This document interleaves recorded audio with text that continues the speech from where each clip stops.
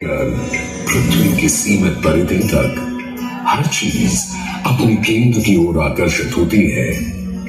इस पृथ्वी पर एक ऐसा केंद्र है जो न केवल मानवता की आस्था और भावनाओं को बल्कि उनकी आत्मा की गहराइयों को भी अपनी ओर खींचता है। महाकुंभ क्या है वह शक्ति जो हम सबको एक सूत्र में बांधती है?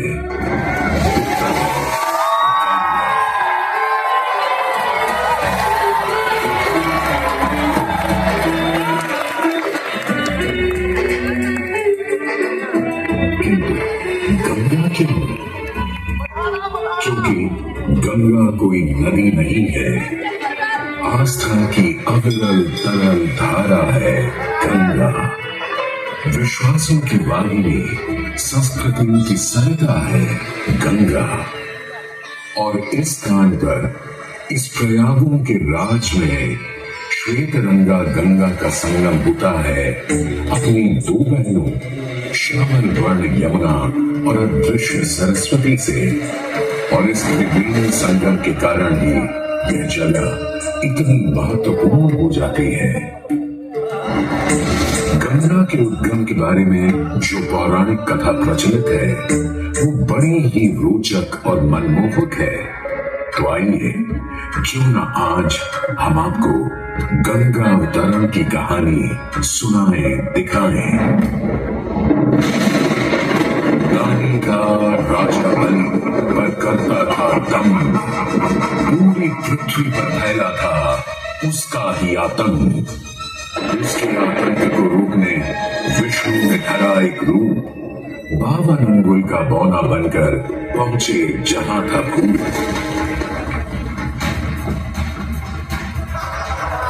सारे दरबारी बौने ब्राह्मण पर हंसे, पर बाली ने जब उसे दान मांगने को कहा तो उसने कुटिया बनाने को केवल 3 पग भूमि मांगी। पर जब बौने ब्राह्मण ने भूमि नापनी शुरू की तो जैसे भूचाल किया गया।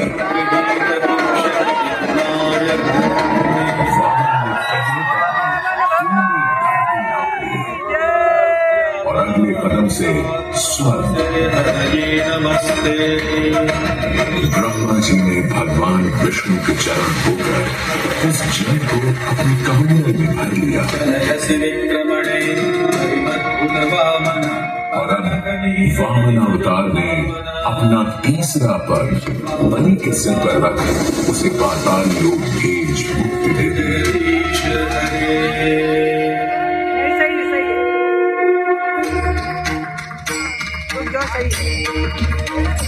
अब स्वर्ग लोक में भगवान ब्रह्मा जी ने जब चरणामृत में हाथ डाला तो वहीं से निकल आई चंचल निर्मल धवल गंगा जी।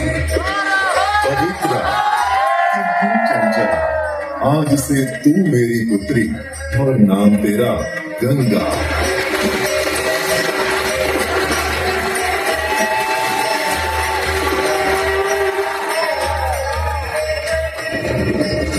उधर कुछ समय बाद सतयुग में इक्ष्वाकु कुल के सूर्यवंशी राजा सगर ने सारे संसार को जीतने के लिए एक अश्वमेध यज्ञ का संकल्प किया।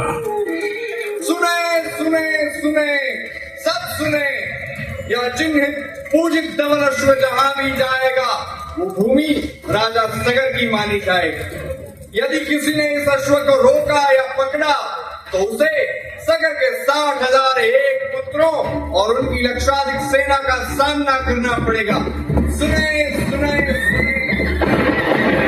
भूलोक में सगर का अश्व अजय अपराजय बढ़ता जा रहा था और स्वर्ग लोक में बढ़ती जा रही थी देवेंद्र इंद्र की तुलना। डरकर वो अश्व को रोकने की युक्ति लगाने लगे। इंद्र ने राजा सगर के उस घोड़े को चुरा लिया और छल से महर्षि कपिल के आश्रम में बांध दिया। घोड़े को कोचते हुए राजा सगर के 60,000 पुत्र महर्षि कपिल के आश्रम में पहुंचे।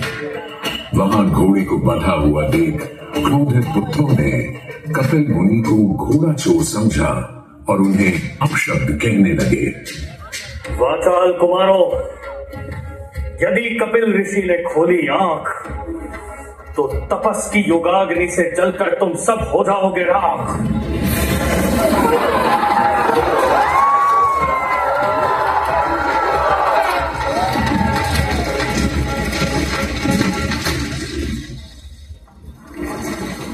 उधर सगर थे चिंतित, न अश्व का पता था न पुत्रों का कोई समाचार। पिता का दुख देख पुत्र अंशुमन चल पड़े खोज पर। जब महर्षि कपिल के आश्रम पहुंचे तो देखा अश्व को और साथ ही अपने 60,000 भाइयों की भस्म को। महर्षि से की क्षमा याचना और पूछा तर्पण का उपाय। तुम्हारे भाई थे घमंडी, अविवेकी और अभिमानी। भस्म कर दिया उन्हें मैंने, जो उन्होंने मेरी नहीं मानी। गंगा जल, केवल गंगा जल ही दे सकता है मुक्ति उन्हें, जो भस्म हुए तुम्हारे परिजन। अंशुमन को अपने भाइयों के तर्पण के लिए गंगा को लाने का बहुत मन था, किंतु किसी को राजधर्म भी तो निभाना था और राज भी चलाना था। देखते देखते 7 पीढ़ियां गुजर गईं, पर 7 पीढ़ियों के बाद समय आने पर राजकुमार भगीरथ ने राजा बनने से साफ मना कर दिया।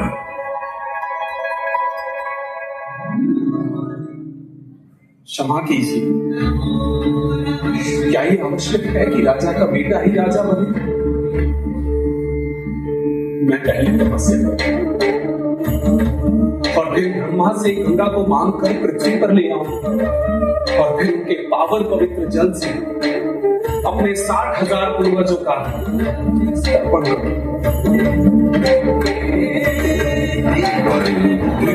वर्ष बदले, ऋतुओं की हवा बदली, नदियों के किनारे बदले, किंतु नहीं बदला भगीरथ का संकल्प। गंगा अवतरण।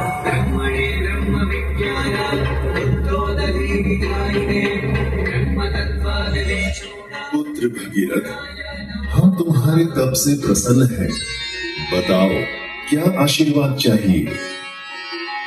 हे भगवान, मेरे पूर्वज के तर्पण के लिए मुझे आपकी पुत्री गंगा चाहिए। तथास्तु, किंतु यदि गंगा स्वर्ग से सीधे धरती पर गिरी तो पृथ्वी को चीरते हुए गंगा सीधे पाताल में पहुंच जाएगी। इसलिए तुम भगवान शिव शंकर को मनाओ ताकि गंगा जब स्वर्ग से नीचे उतरे तो वो उसे अपनी जटा में थाम ले। अब भगीरथ ने एक अंगूठे पर खड़े होकर भगवान शंकर को मनाने के लिए शिव शंकर का जाप शुरू कर दिया। जय मन भावन जय पतित पावन शोक शावन शिव शंभो विपद विहारम अधम उदाहरण सत्य सनातन शिव शंभो भज वचन हर जल जन वर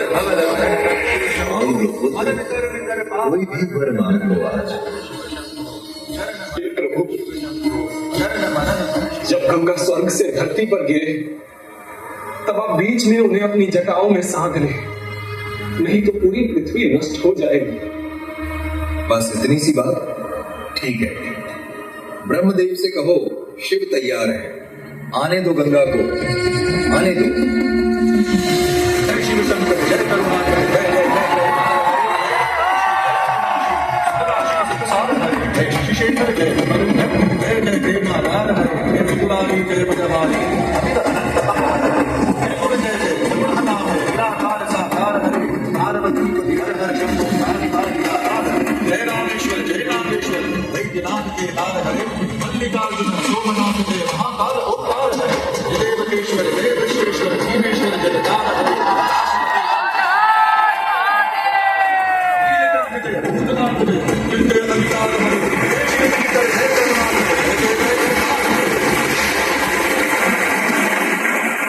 और यूं गंगा ने भगीरथ के साथ गंगा सागर जाकर सगर के पुत्रों का उद्धार किया।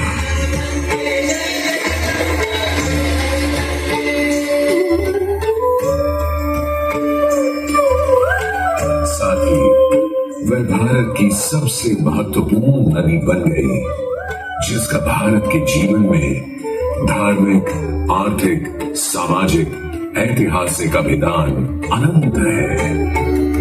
हे मां गंगे, हे जगदम्बे, हे मां गंगे। मोक्षदायिनी गंगा का यमुना और सरस्वती के साथ त्रिवेणी संगम मोक्ष का संगम है।